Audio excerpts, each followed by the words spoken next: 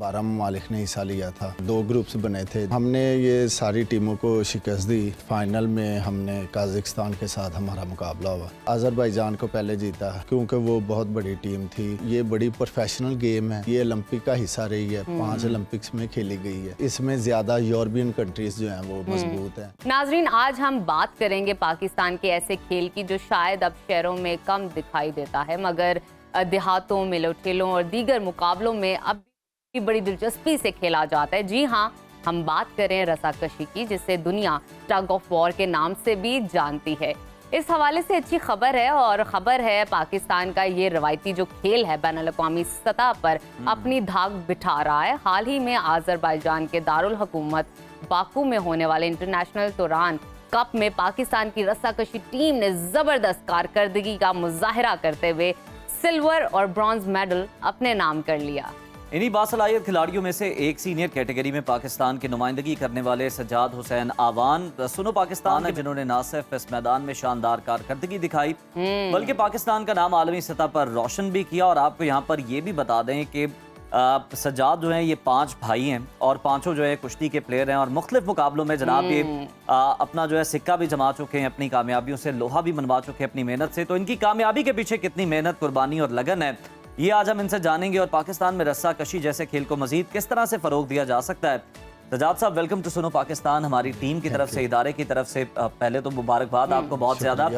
ये बताइए कि आपने इस इवेंट के बारे में तो थोड़ा हमें डिटेल में बताना है कि ये क्या था, पाकिस्तान ने कितनी कैटेगरीज में हिस्सा लिया और आपका मुकाबला कितनी टीमों के साथ रहा। साथ ही में ये भी बता दें कि पाकिस्तान में ये ट्रेनिंग कहाँ से आपने ली, कोई आपने जो सियासी पार्टियों के दरमियान रस्साकशी चल रही होती है वहाँ से मोटिवेशन ट्रेनिंग जी। बिस्मिल्लाहिर्रहमानिर्रहीम।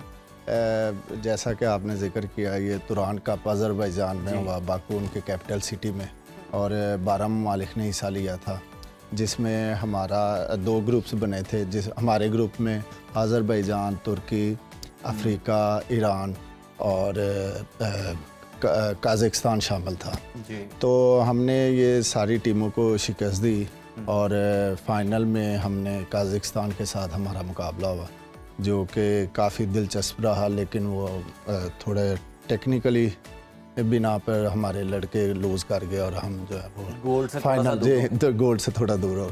लेकिन फिर भी अल्लाह का शुक्र है, हमने सिल्वर मेडल हासिल किया और बड़ा अच्छा रहा हमारा। अच्छा, मुझे ये बताइए कि जब आप उस कंपटीशन के अंदर थे तो आपको अपनी कितना यकीन था अपनी जीत का कि आप जीत जाएंगे? क्योंकि आप कभी कभी खेल में उस मराहिल के अंदर मौजूद होते हो जब आपको लगता है कि शायद आप हार सकते हो, आप जीत सकते हो, उस कश्मकश में होते हैं, तो आपको यकीन था आप जीत जाएंगे? और जब आप जीत गए तो क्या एहसास थे, वो हमारे साथ शेयर कीजिए। जी बिल्कुल, हमने बकायदा इसके लिए ट्रेनिंग की हुई थी।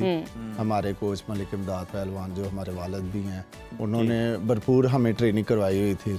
और जब हम वहाँ पे अपने मैनेजर राना मोहम्मद जमील साहब जो कि सेक्रेटरी हैं पाकिस्तान टग ओवर फेडरेशन के, उनके साथ गए और हमारी टीम ने वहाँ पे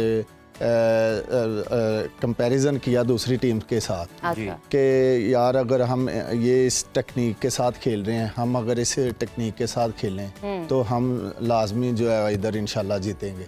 तो हमने अल्लाह का शुक्र है जो तरबियत यहाँ से हासिल की थी, ट्रेनिंग की थी, वो वहाँ पे जाके दिखाई। और अल्लाह का शुक्र है कि हमने अज़रबैजान को पहले जीता क्योंकि वो बहुत बड़ी टीम थी।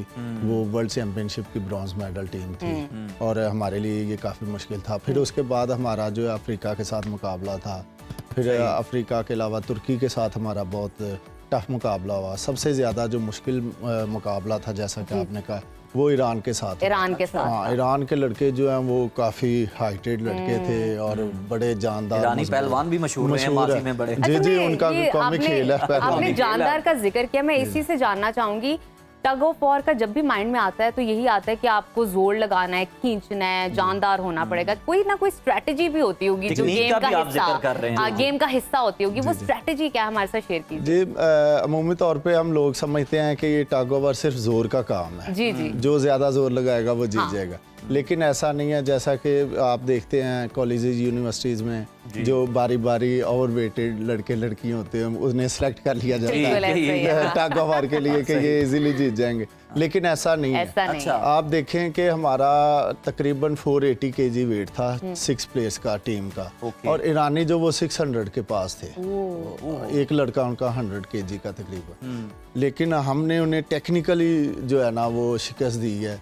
उन्हें पहले इसमें ये होता है कि जब दोनों टीमें जोर लगा रही होती हैं, अपनी पावर का यूज़ कर रही होती, तो उसमें ये देखना होता है कि जब आपके ओपोनेंट जो है वो जोर लगा रहा है तो उसको आपने किस तरह डिफेंड करना है। सही। और उसको जब वो डिफेंड करते हैं आप, जब वो थोड़ा सा लूज पड़ता है, फिर आपको काउंटर अटैक करना होता है, ताकि यानी जब आप उनकी एनर्जी ड्रेन हो जाए तब आपने अपना जोर लगाना। जी जी बिल्कुल। ठीक है। तो ये इसमें काफ़ी जो है इस तरह की टेक्निकलीज हैं, और हमारे जो टीम है वो काफ़ी ट्रेनिंग थी, और अल्लाह का शुक्र है। सजाद, हमें ये बताएं कि आपने बताया कि मतलब पाकिस्तान में भी आपने बताया कि किस तरह खेली जाती है टग ऑफ वार। बैनुल-अक़वामी सतह पर रस्साकशी के मुकाबले किस नौइयत के होते हैं, ज़रा ये हमारी ऑडियंस के साथ आप शेयर करें, ये बताएं। और ये हमारे यहाँ खेले जाने वाले जो रिवायती खेल हैं उनसे किस तरह और कितने मुख्तलिफ होते हैं? हमारे यहाँ जो मेलो ठेलो में वो फ्री स्टाइल टाइप की ना रस्साकशी होती है, जी। और वो काफ़ी लंबी भी हो जाती है, और वो उसकी कोई तरतीब नहीं है।